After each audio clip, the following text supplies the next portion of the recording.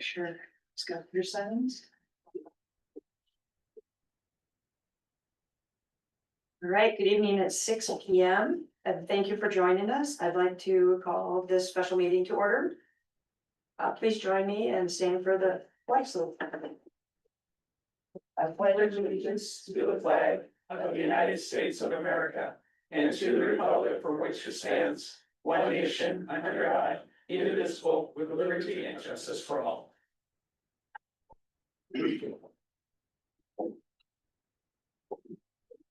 Right, and attendance tonight, we have all commissioners in attendance, thank you.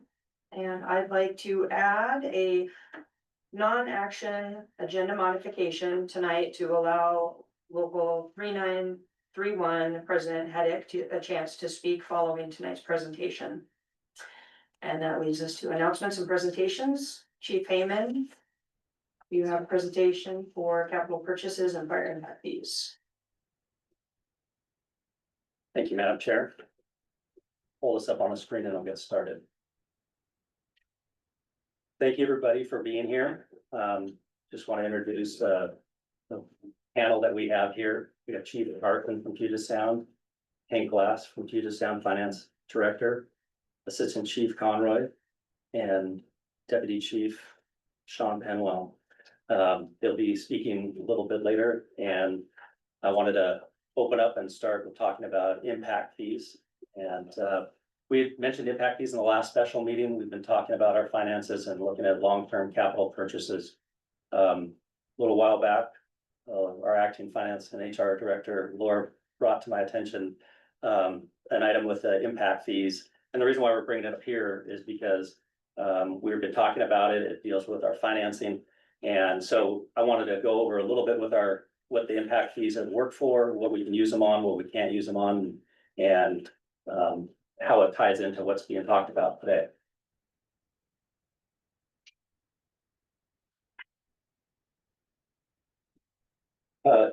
What are impact fees? Impact fees are one-time charges assessed by the local government against new development projects to help pay for new or expanding public capital facility projects. That's what it can be used for. It's with developments that come in, a house that comes in, an office building that comes in, there's fire impact fees that are levied against that property to help accommodate how we can respond to that future growth. What can fire impact fees used for? For fire protection facilities that are addressed in the capital facility plan. Per the RCW, we have that there. A good definition of fire protection facilities means fully equipped fire stations, administrative offices, training grounds, other specialized facilities to locate, house, or expedite a timely arrival of firefighting and emergency medical equipment. The staff necessary to deliver emergency response services within the jurisdiction service area. The example of this would be fire impact fees can be used for adding new fire station, adding a new apparatus, and incremental increases in capacity. And I'll go into why this is important.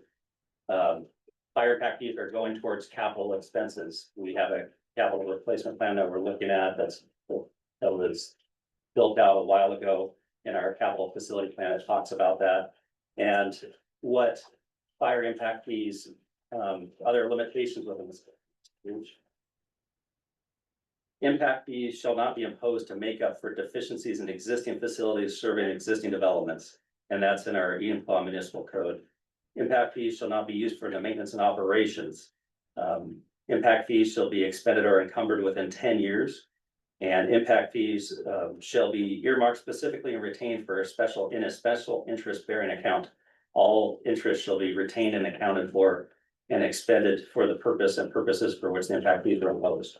So what we're talking about is impact fees is for adding services to accommodate the growth that's coming. And the reason why we're bringing it up is it was brought to my attention that our impact fees were commingled with our capital funds and they have to be in a separate account. So we've already set up a separate account with King County to move all those funds into that separate account. We have to have all the interest and all the impact fee money that we receive. That's about $2.3 million, a little over that we received. And we started collecting impact fees in 2017. And why this is important for this conversation is I've been looking into this to confirm, okay, is this truly that we have to have this in a separate account? We want to make sure that we do that. We just were able to meet with legal last week to confirm that. And yes, we have all that money and we need to have it in a separate account. So we need to pull that from the capital account that was in the presentation that Puget Sound presented and have it in a separate account. So I really wanted to just bring it up. We'll talk more at another meeting, at our normal meeting, what the proposal is, when, and how we need to do that. It's by resolution, but impact fees, since we can't use it for maintenance and operation, it goes to, we have to take it out of the account. So the capital account, we have to make sure that we can use that for the right things, and we have to account for that. So Chief Carson was gonna, if he had a couple comments, we wanted to talk about that as well.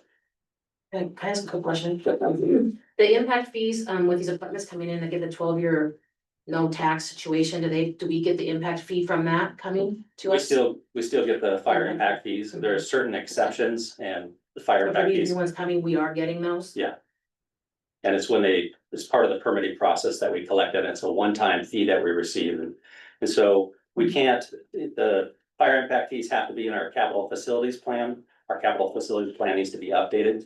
And what we want to do is move all that money and the interest we received into that special account so that it's separate. We can still use that capital money. We haven't lost the money or anything. We're just separating it. But the capital funds, we filled that capital fund account also with the sale of property. We moved it from the general fund. The board has been working on that to build that up. So we want to make sure that they are separate. It doesn't change the budget pieces of it. It just means the money has to be deconstructed or. It does impact as far as what we have available to use for operations and maintenance on it. So it does impact in that way and some of the projections as well. Yeah, and that's a great question, Commissioner. The reason that we wanted to get this out in this meeting before we move on with our presentation, because tonight's really part two, is because last time, excuse me, Director Glass spoke, he showed you a couple of different line graphs, and we can go ahead and go to the next slide. One of them showed at what point the district is no longer solvent on the current course. Understand that when you take $2.3 million out of the combined fund balance, which we're about to do, it in effect just moves that moment of time forward. And so in this chart, you see where that comes up. And then the next chart is even more compelling to me. If we can go one more slide, Aaron. I believe in our previous presentation, we had said you would drop below your 30% policy boundary in 2031. You can see that date moves up much sooner. So in terms of a cash flow impact on the district, it is significant. You want to add anything to that? No, I think you can see on the chart one before here, kind of what it does as far as your net balance. And if you recall from the last time we combined capital and general fund, because, you can choose how much to put into capital or transfer out, with approval. And so that combination of that fund balance, capital and general fund together is pretty powerful to kind of give you an idea of how much cash is, I'll say, liquid in this sense. Impact fees are tied up, right, in the sense that you can't just spend them on anything. There's only very specific things you can spend them on. And so if you recall, we did 3 scenarios in our last session, and we had our baseline scenario. And so what you're seeing in this slide is the baseline scenario updated. The orange line here being the old baseline, so that's the one that's on top, and then the new baseline, which is in blue on the bottom. And so essentially this translates to roughly a 4-year acceleration of what would be a zero balance in both. And like anybody else's counter, when you sit down or your table and you sit down, this is what you have. There's no extra, there's no less, there's what we have. Yeah. Thank you. And we absolutely commend both Finance Director Buckley and Chief Heyman. They're the ones who brought this to us, and they're already taking steps to try to claw back, if you will, some of these funds. So there's going to be work that will be done. Look in your capital facilities plan, what funds are eligible for impact fees, what expenses rather are eligible for impact fees, and then what would be an appropriate use if they are in the capital facility. So those are conversations you're going to have here internally in weeks and months to come. This is a moment in time where the 2.3 is going to get transferred, and hopefully some of it makes its way back. Well, looks like mission critical Yeah, again. thank you for the explanation on how impactful that capital. Well, Madam Chair, we'll go ahead and move forward then. If you're Yeah. comfortable with that, we wanted to all be on the same page before we got to part two. Absolutely. Okay, so tonight really we're gonna start with staffing levels. Thank you for the opportunity to be here again, first and foremost. We take pretty seriously the opportunity and the obligation to help you in the district figure out where you're at and where you're going. So quick reminder of where you're at. You have made some enhancements to your service level in recent years. The third person on the engine company, of course, the day shift battalion chief position in operations, which is great. This is the model that exists today. If we go one more slide. This kind of sets the table for what we're gonna talk about tonight, because to your point, Commissioner Stubblefield, about living within the means of what's in that checkbook. The district needs to align its level of service with existing revenue, right? That's the short term, and that's kind of my first point right there. What needs to be done now, what needs to be done in the remainder of 25 and next year's budget to make sure that we push that number further out, that date and time further out. We've already talked about some of those steps. We can absolutely talk about them tonight. It's not necessarily the intent of the presentation, but I want you to know that your staff and us are already talking about things that could be done. You can defer capital purchases to buy some time. And you have two very expensive fire engines on order. Even deferring one of those makes a big difference on the timeline. We're already having those conversations. We spoke with President Hedek this morning about reduction of overtime. That's a bigger conversation. It belongs at joint labor management, gets into staffing levels and trying to reduce expenses. And then scrutinizing spending is something I know your staff is already doing. So that's the short term. That's that feeling of we're running out of funds. What should we be doing about it today? And if you don't have additional questions about that now, we'll move on to the meat of the presentation, but we're happy to swing at that pitch. In the next meeting, I'm sure we'll be talking about it more. I think my question just on the idea of deferring the purchase of an engine, has there been an assessment of our fleet and replacement cycles of it? Yeah, I've been looking at that. Our previous finance and HR director, Ashley Winter, and I, we looked at it a few years ago. I've queried other agencies what they're using. It was pretty extended out for 30 years almost for every apparatus, and we're trying to bring that back. And looking at, okay, the apparatus that are slated to be purchased this year or next year, okay, how do we space that out? What happens when we do that? What's that cost? Some of our apparatus are older, some of them aren't. So how do we be smart with that? And what do we truly need to do? And the capital facilities plan that was published in 2016, end of 15, has older equipment, it has apparatus that we don't have, it has facilities we don't have. So get all of these to be updated, but I don't want to just take what we have and say, okay, this is the best, but also looking at what everybody else has. Granted, we're in a different situation than everybody else is, so we have to take a look at that and, okay, what does it need, or what is it like, and what is a must have? So it's definitely something that we're looking at. It was always an ambitious plan to purchase two new engines at the same time and have both first out and backup be a brand new pumper, right? So that might be some low hanging fruit to buy time for some of these other spending. And we haven't pulled the trigger on those yet, so Okay. we're in a good spot for that. Cool, thank you. Okay, so long-term really comes down to setting the desired level of service in the district that the district can afford. Quite candidly, the level of service that the district had 2 to 3 years ago, running 2 and 2, without the sort of battalion chief, is probably the level of service that current revenues can sustain. So that certainly is an option for the board to roll back service to align with revenue. Another option, of course, is to increase revenue in order to maintain or increase service levels. So we don't want to have that conversation with you until we have at least given you some background on why we think there's value in 3-person engine companies, why we think there's value in not cross-staffing units. So I'm going to kick it to Chief Penwell, who is our accreditation manager. He's definitely gone to school on all of these topics for us, and now we're gonna share some of that with you. So this first part of this is really building the foundation of why in the fire staff or in the fire service, we staff the way we do, and what goals we're trying to achieve with the staffing levels. So NFPA 1710, it's a national standard. It's not a requirement, it's not a law. It's looked at as best practice, and it's also looked at a benchmark that, especially in the accreditation world, if you go back, you make your decisions on how you want to set your level of service, they're going to always look back at national standards and say, how do you compare to national standard? And this is like the gold standard of where we want to try to get to and work towards. Not a lot of departments ever make it there, but that's the kind of the national consensus.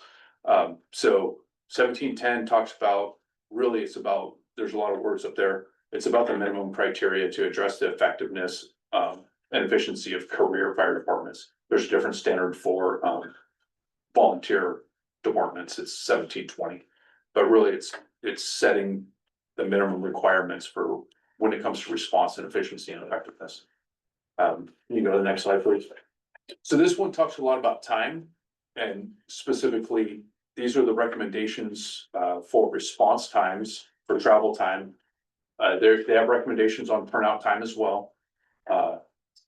And call processing time, so your total response time is all of those times put together.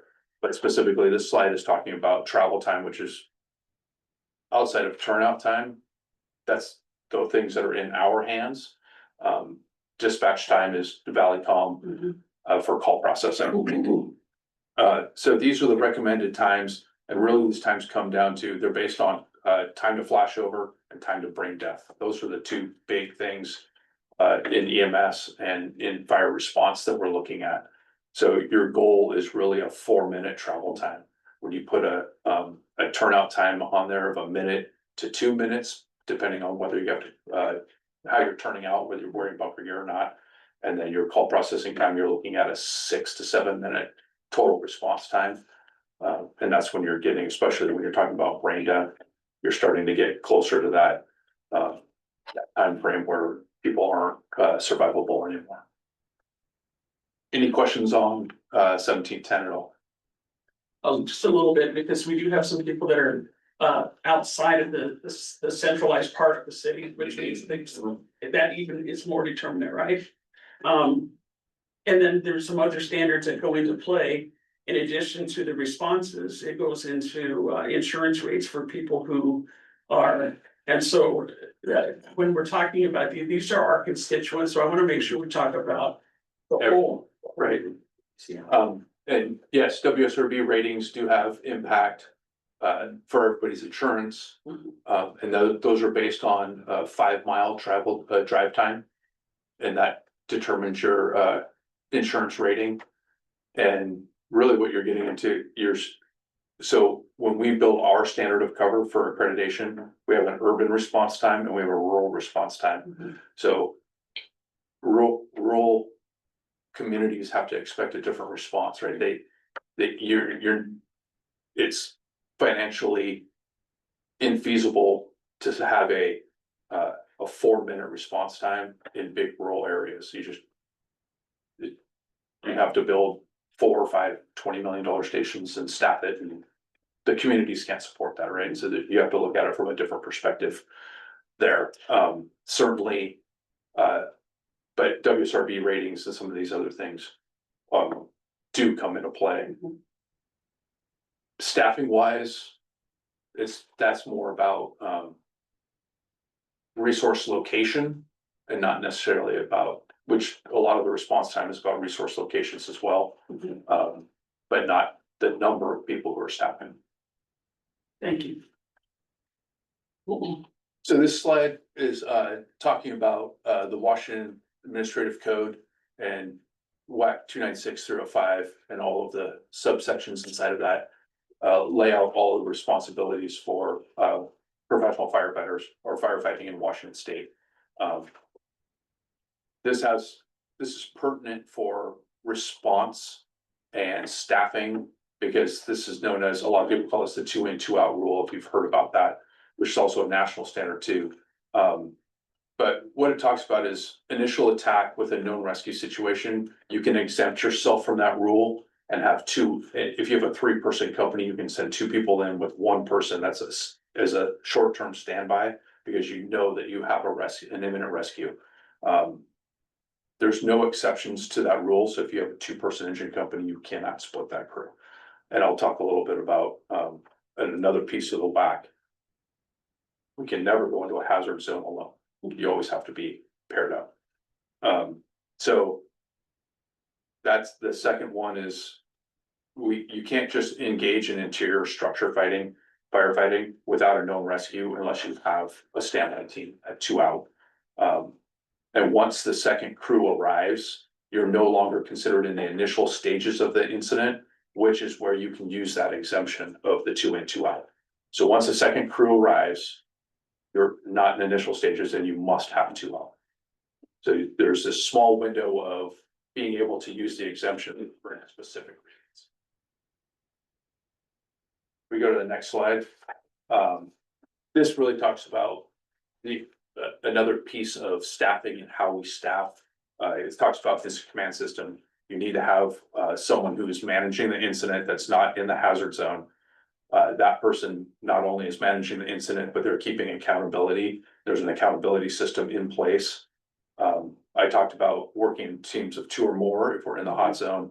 And then the last bullet there is in essence, a reiteration of the 2 in, 2 out. There has to be a standby team, a rapid intervention team, a rapid intervention crew, as the incident is unfolding, in case there is a firefighter that needs rescue.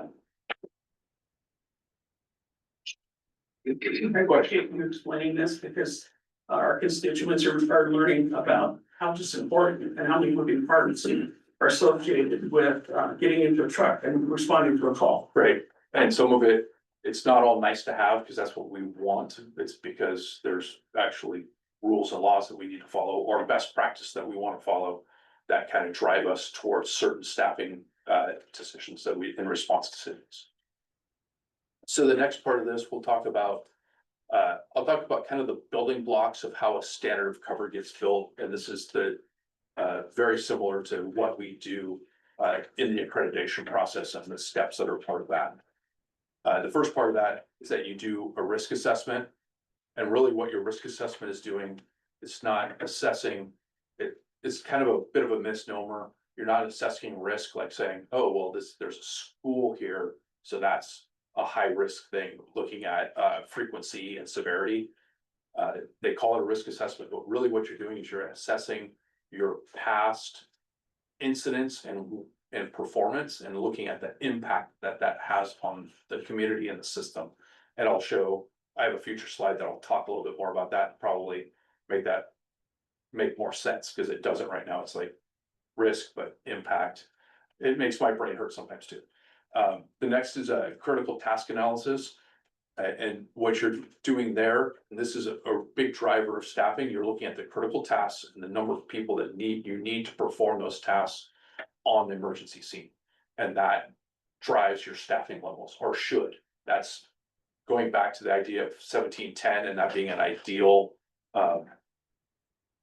response model and kind of the gold standard. It's the same thing. Sometimes we do less, or we do more with less, because we don't have the staffing to accomplish all of those critical tasks. Sometimes there's multiple, or one person doing multiple tasks, not ideal, right?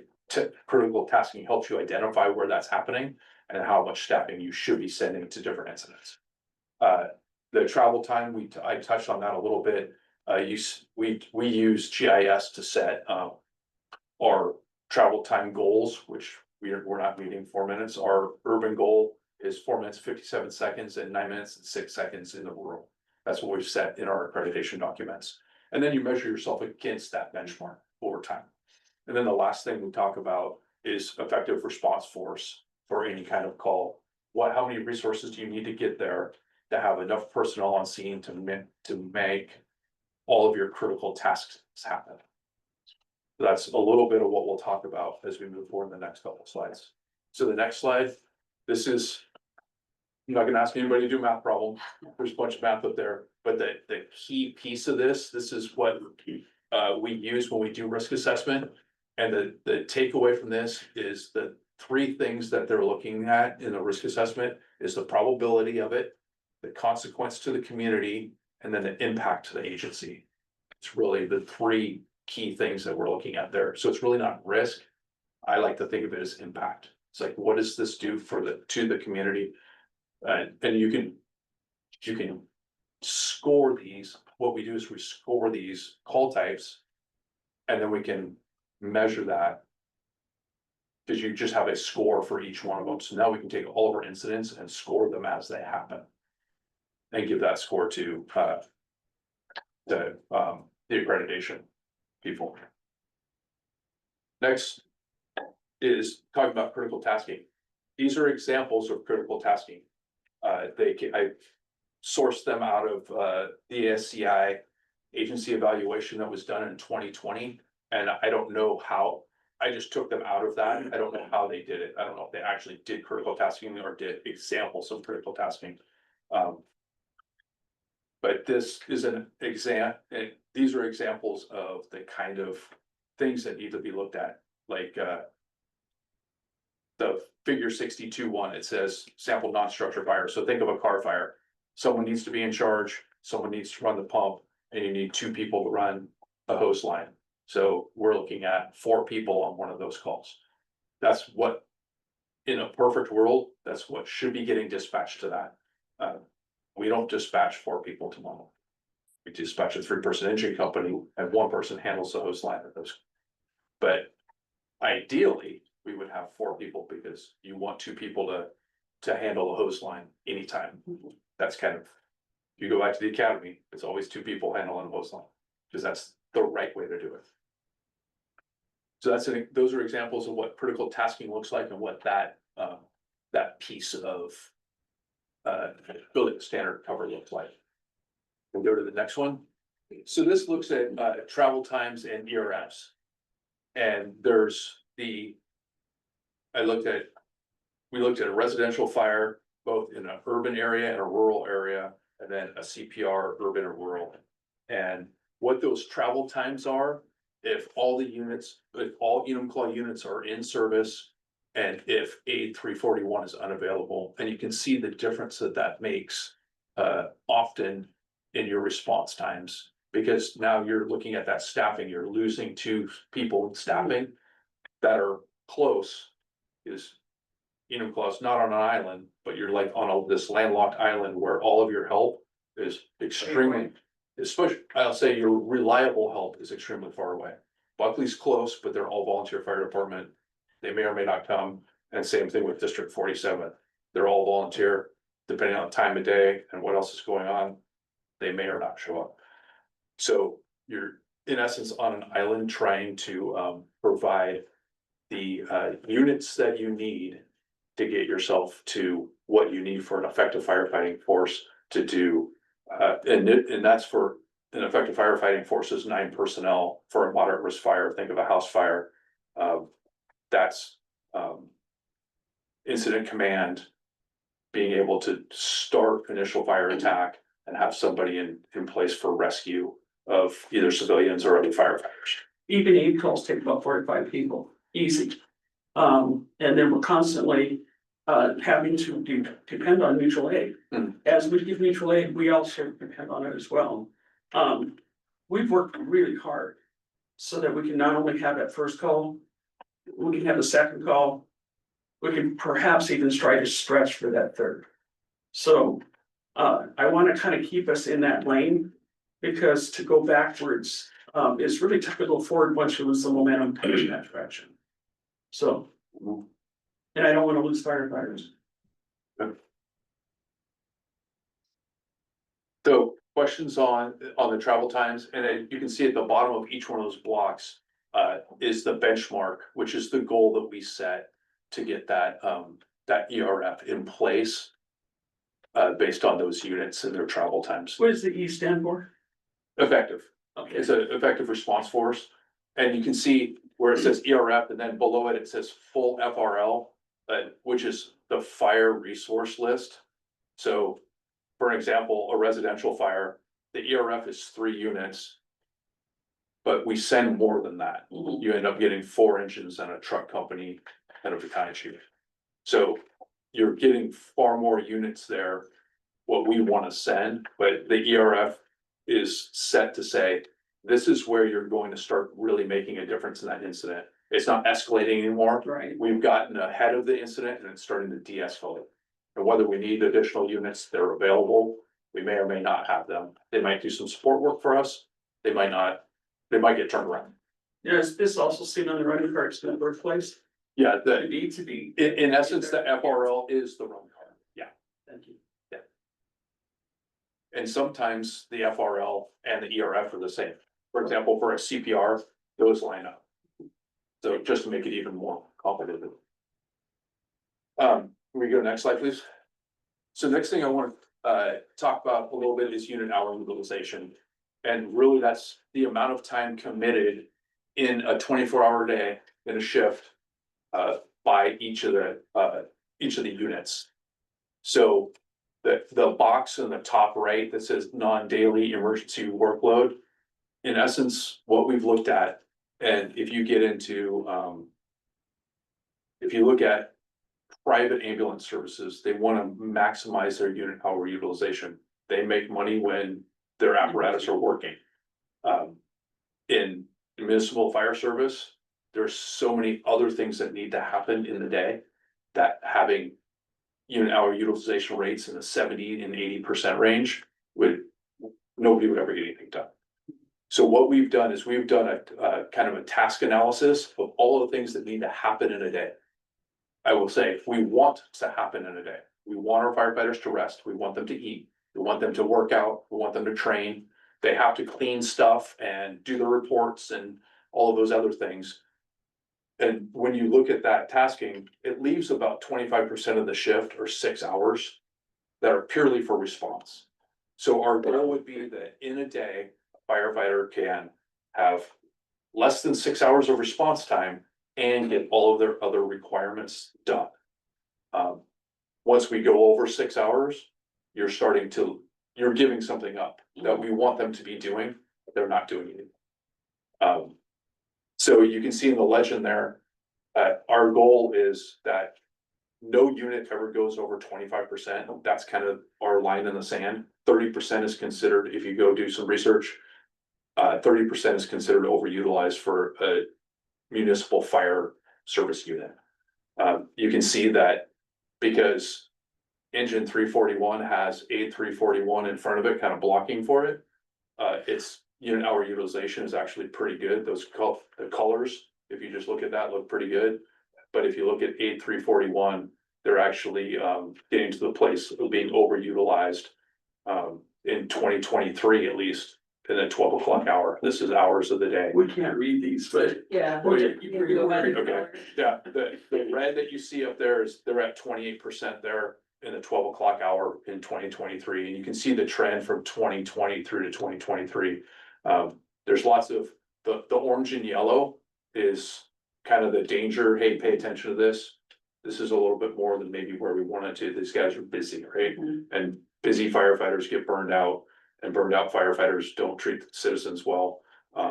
They're not healthy. You know, it's not good for any of us if we overburden our firefighters. There's got to be that balancing act there. So that's what this slide is talking to. The next slide we'll talk about is station reliability. Station reliability is measured by how often the first due unit goes to their calls in their first due. Because there's typically units that have, or stations that have multiple units in them are very reliable, because if one is out, the other one gets that call. And you can see it's in the high 90% or at 100% in 2023. So there's not a big reliability issue, and our goal is set at 90th percentile. So we want 90% of the time. Anytime we drop below 90%, we're starting to ask questions. Why are we there? What do we need to do to get back above our goal of 90%? But right now, station 41 is extremely reliable.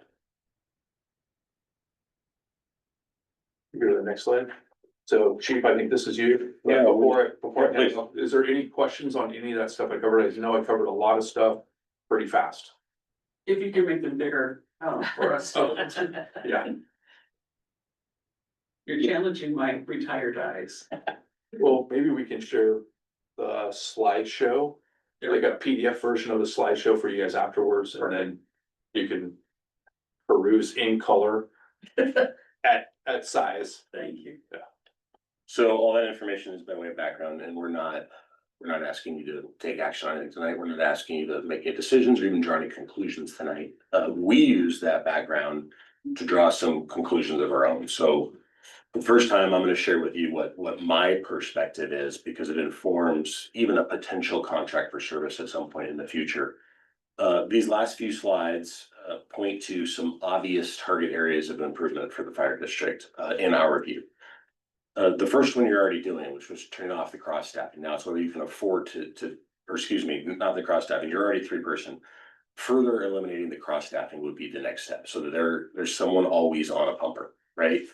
Improving 8341's unit hour utilization is crucial to feeling good about the service level in the district. I'll speak to that more in a second. There's really two ways to do it. Minimize the time that they're spending transporting patients, because when they're at the hospital, they're not available to be part of your ERF. And or placing an additional unit in service. And then finally, establishing 24-hour battalion chiefs. The targeted improvements really are based around the idea that when you're during the day, Chief Bloomer is on duty, and both of your units are in service, you're providing a good service to the fire district. If you have the engine and aid both there and you have a shift commander present, we feel really good about your ability to even respond to the most complex calls, right? And the thing that we worry about most is the imminent rescue and a structured fire. You're gonna have an incident commander, you're gonna have a pump operator, you're gonna have a senior captain taking in a firefighter on a hose line, and that aid car is gonna arrive and you're gonna have a standby team, right? That package right there is so important. And you have that during the day. And that's with the 3-man engine company. Correct. You have that during the day with your 3-person engine and your battalion chief on duty, if that aid car is in service. The problem, of course, is in the previous slides. You see that the aid car is not available a good chunk of the time. And we know that just based on the schedule, an incident commander is not available a good chunk of the time. The incremental impact that it has to the numbers in those previous slides is significant. Yeah. Right? When you're waiting for an incident commander to come from the Maple Valley area, we're looking at chunks of minutes. And when aid 341 isn't available, waiting for that second unit, we're looking at chunks of minutes. So when we look at the district, we feel good when everything's in service, and it's not all in service often enough, right? Because you're getting busier. So if we go to the next slide, and I'm back to my pictures because I think it tells the story well. Currently you have 3 people that are cross staffing those 2 units, engine aid, and then you have an 8 unit. So minimum of 5, 7 folks assigned, a total staff of 21. When I say proposed, this is what Puget Sound Fire would propose to serve your district. And I'm gonna go even further. Were we to serve your district, this is what we would need to see in place in a contract. So the shift commander is 24/7, the 3-person engine doesn't cross staff. And there are 2 units, 2 8 units in the district, even under your current 3 platoon, which of course we don't staff, but it's similar. Minimum staffing goes to 8, assigned staff goes to 11, your total staff goes to 33. That's half again the number of folks here now. There's some different things we could do in terms of, is that second unit need to be 24 hours right out of the gate?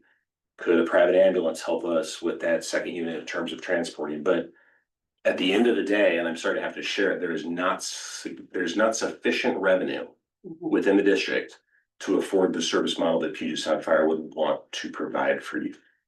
Either running as the Enumclaw Fire Department or Puget Sound Fire under a contract. Which really brings us to the hardest part of the conversation, and it's the next slide. And that's increasing district revenue. As a fire district, and you know this, there are really no easy buttons. And getting more funding means going to your voters. And there's really only 2 tools that you have at your disposal: maintenance and operations levies. There are fire departments in the state of Washington that use M&O. It's somewhat problematic because you're back to your voters every 2 years.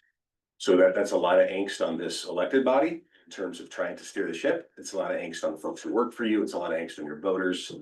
The FBC obviously provides considerable more stability, considerable more predictability. Whether an FBC could or should be fashioned that would reflect the service area better than Puget Sound's FBC reflects your service area is a question for another day. What we would propose is this: we're gonna take your questions and the whole panel, and Chief Hammond as well. We want to speak to any questions that you have. And then we want to be back in front of you at some point next month to help you with the actual decision making of what's next for the fire district. And I'll let Chief Hammond work on how that meeting gets set up with Aaron, but I would hope that it would be more of a workshop as opposed to a presentation. We've shared with you where you're at on your finances. We've shared with you where you're at on your level of service and where we would like to see both. The idea of a contract for service digging out of this hole isn't there today. It's not a no, but it is a not no now. Revenues aren't. So they're gonna be a yes, maybe next year or the year after, or what are you thinking? Well, and that probably is more of a workshop question, but I will share with you that you would have to go to the voters, increase revenue, in order to fund the model that we would want to provide. And how long that takes is largely up to this board. There's a lot of work that is behind going to the voters and asking for more revenue for your district. You folks know that, certainly as well as I do. Can you just briefly speak to accreditation and why that's so important and how it looks different from what we are currently Yeah. modeling here? Yeah, you bet. So, Chief Penwell mentioned the numbers and he threw up his math formula, which always scares me when he does that. But the truth is, a lot of that is what we live by at Puget Sound Fire, right? Because we report out our times every 5 years and we're internationally accredited. And so we watch those metrics pretty carefully to make sure that we are doing what we said we were going to do. So serving Enumclaw with your existing units would certainly be a problem, for our accreditation standard if we were to come out and do a contract just as is. But candidly, it's also outside my comfort zone. Right? I'm not comfortable with how often the engine company is the only apparatus in the station and what we're asking those women and men to do when they roll into some of the calls that just demand more than 2 or 3 people. So for my comfort level, even as what would then be your fire chief, I'd lean back to accreditation anyway. There need to be more resources in the district. And given the amount of growth that we're gonna be coming into, it just makes this whole thing worse. And so it really makes us have to be explicit at the staging point, and there's no getting around it. We are at a bucket.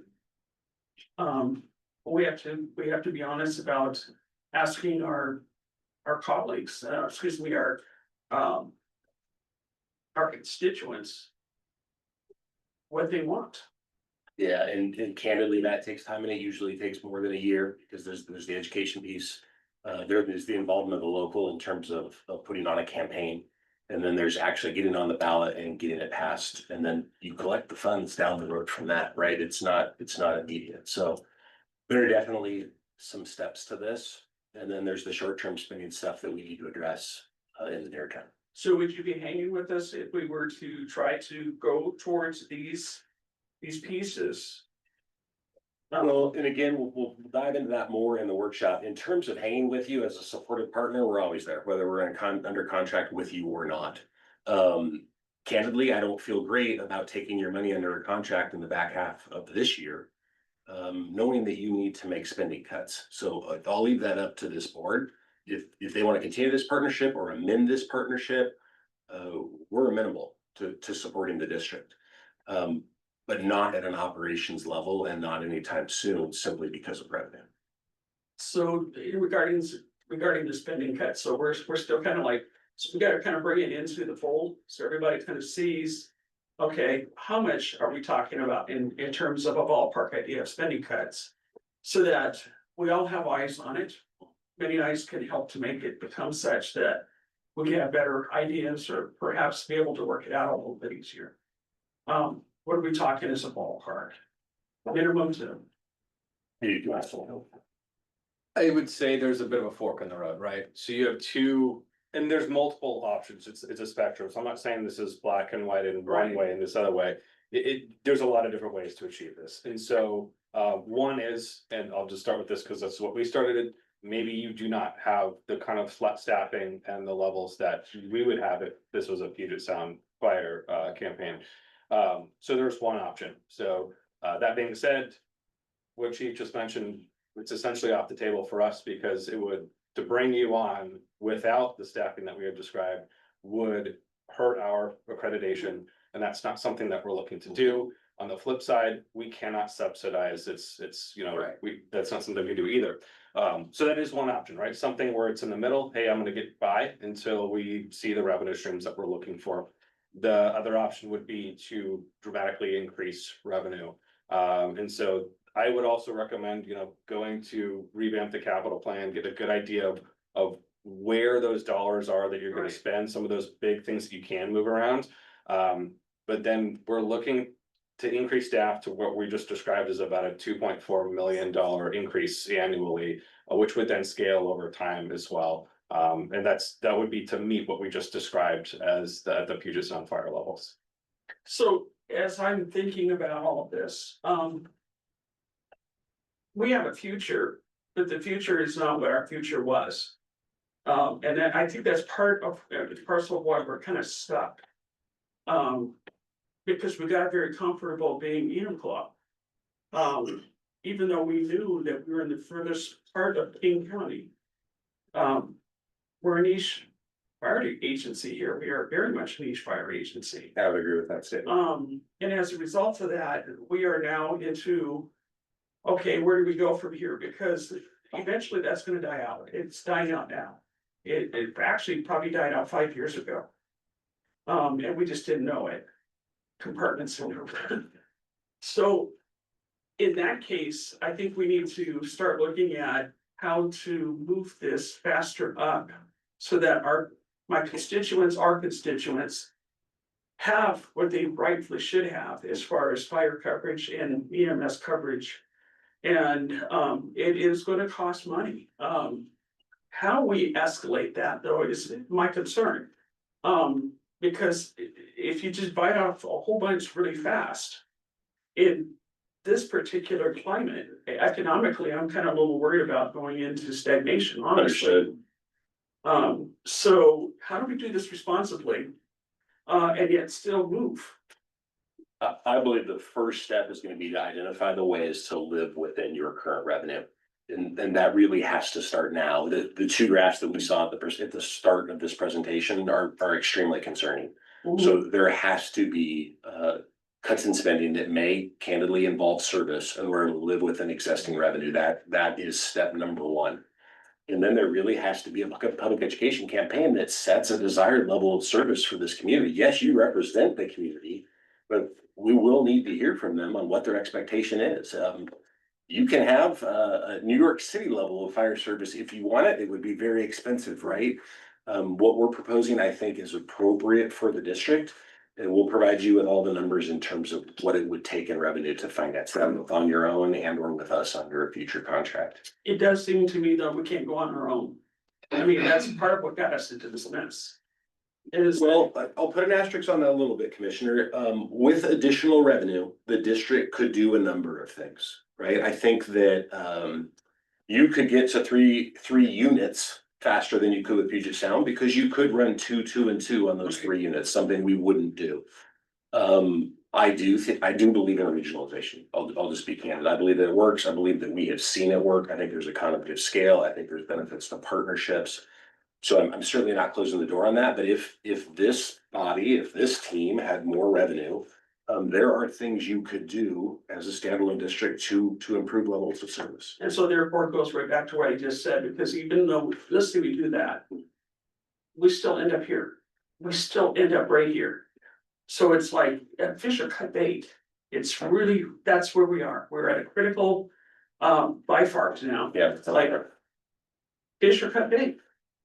Because we'll still be right here, no matter what we do. We'll be right here, and actually we'll be here faster. Because there is not extra money coming in. And I would just say, like, for me, in my opinion, I'm really just so disappointed, because we talked about this 2 years ago. And we got talked out of doing this. And I'm kicking myself for that, because we should have followed through and not kicked the can down the road. And from what I'm hearing as a commissioner, you're saying we gotta hire more people to get up to the staffing. There is no money. That's one of our most expensive. Sorry to say, our personnel is the most expensive. It is. We're for not all. gonna be hiring. Yes. So we are in a revolving door, and we are in big trouble, so. We may be having to lay people off, and people should know that. We are in a very, very difficult situation. We would like to bring you all the data, all the numbers that we can in terms of what cuts need to be made short term in order to stay solvent. And then what would you be looking for when you went to voters in terms of a package, and what would it take to provide the level of service you want to? We'd like to have that for you for this next conversation. Very important. We can finish that conversation by addressing your future with us and what you'd like from us in the back half of 2025. But like I said, we want to be good partners. We want to be an asset for your district. We also don't want to be charging when you're looking to cut costs. Well, what I also don't want to do is just to go ahead and put in maybe an RFP so that we can just go up into a space. And we go no place. So if we're gonna go up into a space, let's be intentional about what we're gonna do, explicitly intentional. And either, like, again, fish or cut bait. I don't think that we have an opportunity of which to go ahead and maintain ourselves as a niche market anymore. I think we're gonna have to come together. And there is no other way. Unless, of course, we wanna keep coming back to the voter and saying, well, we need some more money because we're on our own now and, I think that money has to be there, whether we're on our own or with somebody else as well. Right. But it's a lot easier, we aren't in this mess, Yeah. because we're kind of like by ourselves way out here. And we did well. Excuse me, could I make a statement? We're not accepting public comment today, unfortunately, because it's just, Is this being recorded? yes. All right, because this is what the people out there need to hear. I agree. Thank you, because I do want our constituents to know this. I do want us to be above board, which we've always been. We've been extremely transparent. I think that we've done a very good job. We've got some great financial people over here. We've done a great job from coming from seriously implosion to where we are now. And that has been done by dynamic, sitting at the table and writing the checks out and doing the things we're supposed to be doing. However, we've now run into ourselves to a new place, a new opportunity for us to have to figure out that we might have to take a loan out, a conventional loan, so to speak.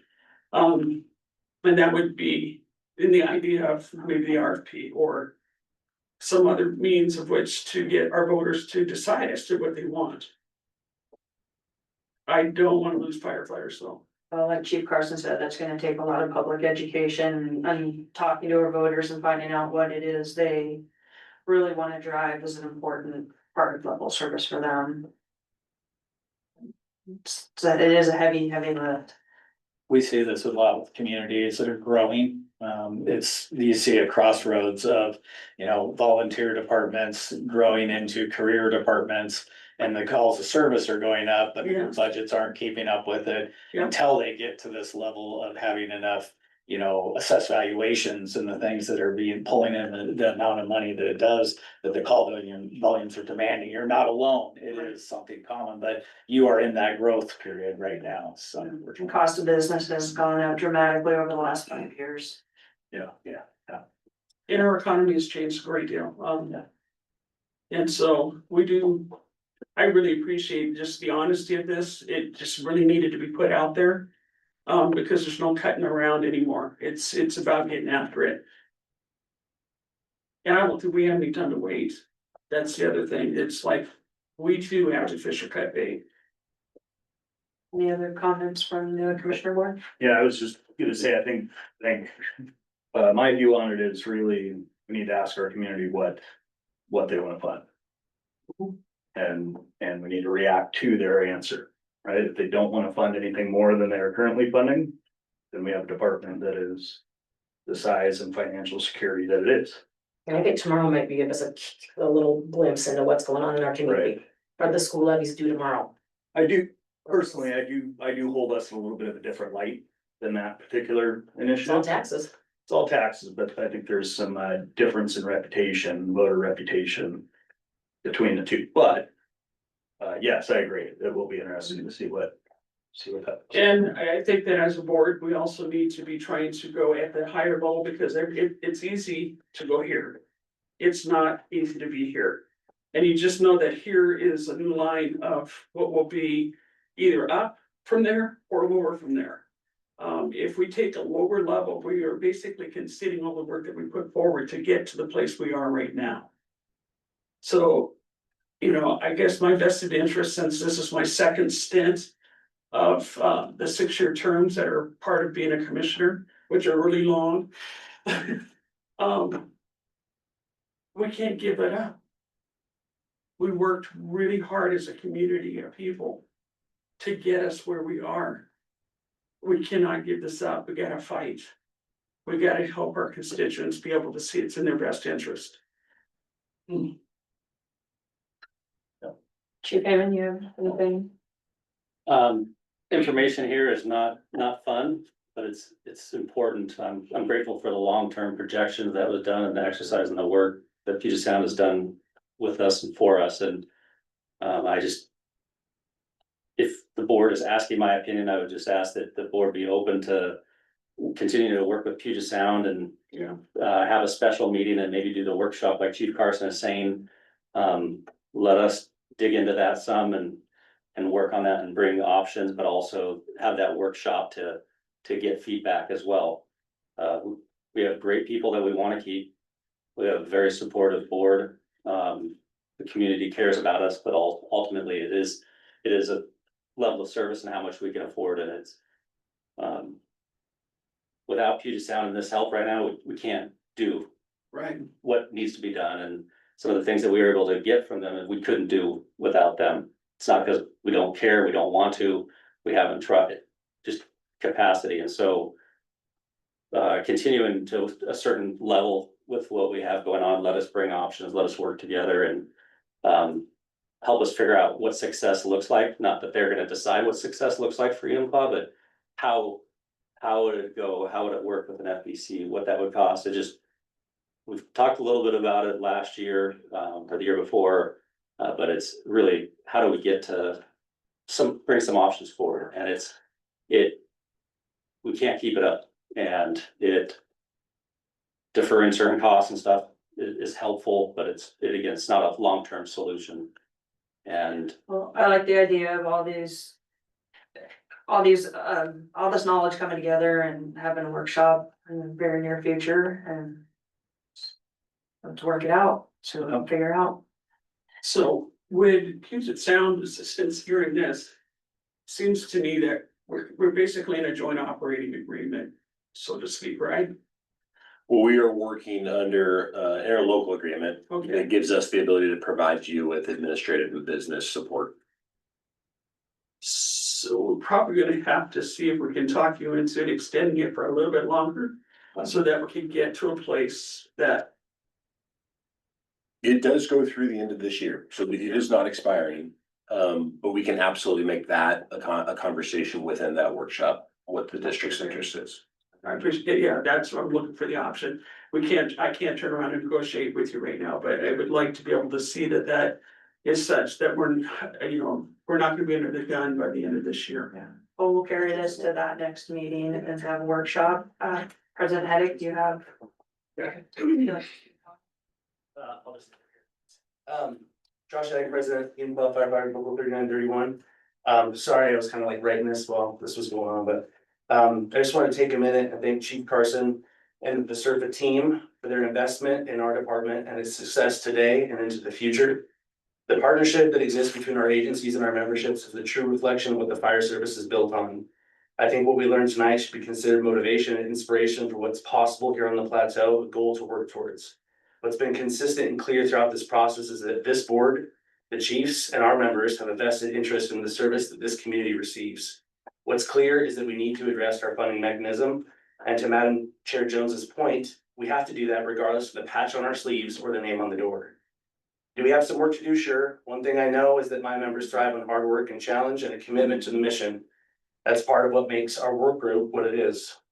On a quick side note, I would like to commend the board and administration for taking steps towards a progressive future. The improvement to a minimum staffing of 5 to 7 assigned to each shift has been palpable. Operationally, we are feeling more equipped to provide effective and impactful service to the community. In addition to the increased service and response capability, the feeling of being behind all the time and near burnout is improving.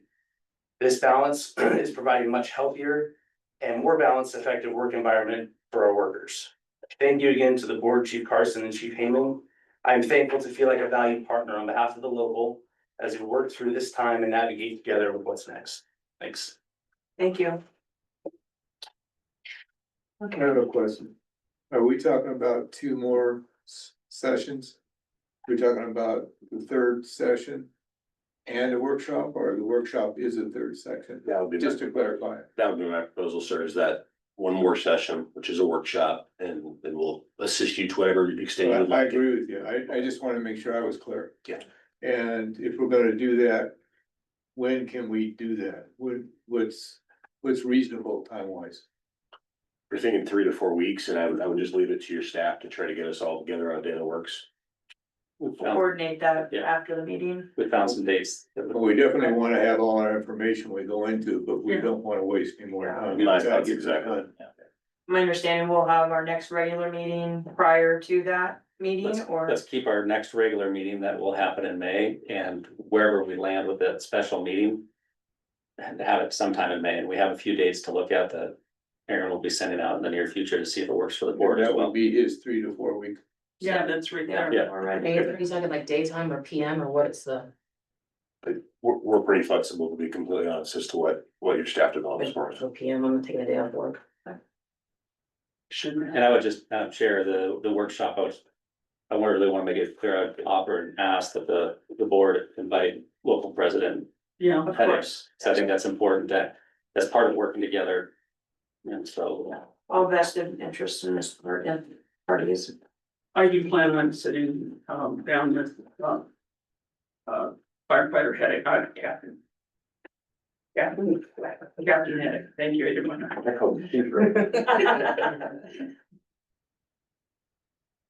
We're all in this game together, so let's work on it together.